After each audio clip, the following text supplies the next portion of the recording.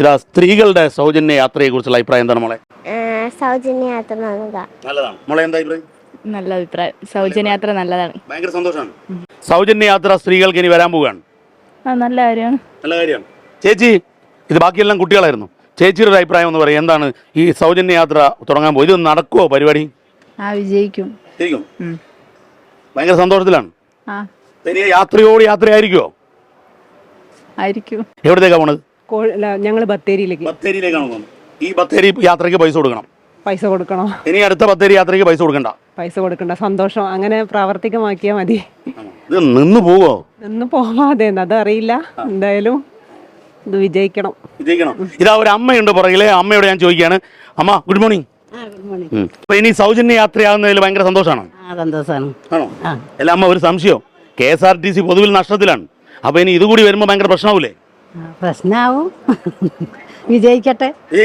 മിഷനിൽ ഇപ്പൊ എങ്ങനെയാണ് പ്രവർത്തനം എന്നുള്ളത് നമുക്കൊരു കണ്ടക്ടറോട് ചോദിക്കാം. ഏത് റൂട്ടിലാണ്?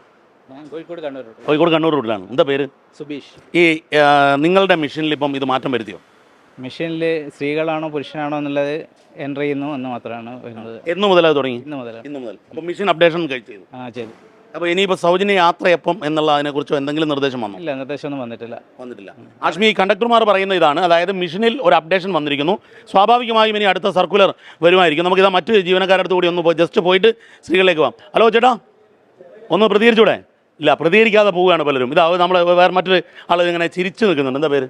ഷെരീഫ്. അപ്പോൾ ഷെരീഫ്, മിഷനിൽ അപ്ഡേഷൻ നടത്തി കഴിഞ്ഞോ? സൗജന്യ യാത്ര എപ്പോൾ തുടങ്ങും? സൗജന്യ യാത്ര ഇപ്പം അറിയില്ല. ഇതാ നമ്മുടെ പ്രേക്ഷകർ ഇപ്പോൾ കാണുന്നത് ഈ വലിയ രീതിയിൽ പ്രഖ്യാപിക്കപ്പെട്ട സൗജന്യ യാത്ര മിഷനിലെ അപ്ഡേഷന്റെ മാറ്റമാണ്. ഒന്ന് കാണിച്ചു തരുമോ? ഇവിടുന്ന് അടിവാരത്തേക്കുള്ളതാണ്. ഈ ഡെസ്റ്റിനേഷൻ അടിക്കുന്നു.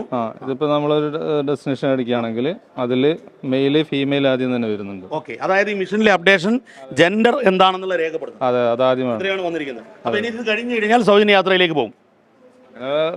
ഗവൺമെന്റ് തീരുമാനം എടുത്താൽ നടക്കും. ടെൻഷൻ ഉണ്ടോ ഈ സൗജന്യ യാത്രയിൽ? ഇല്ല, ഇത് ടൈം എടുക്കുന്നുണ്ട്. ഇത് നമ്മളിങ്ങനെ ഓരോ ബട്ടൺ പിന്നെയും പ്രസ് ചെയ്യണമല്ലോ. അപ്പൊ തിരക്ക് കൂടുന്ന സമയത്ത് വിഷയം.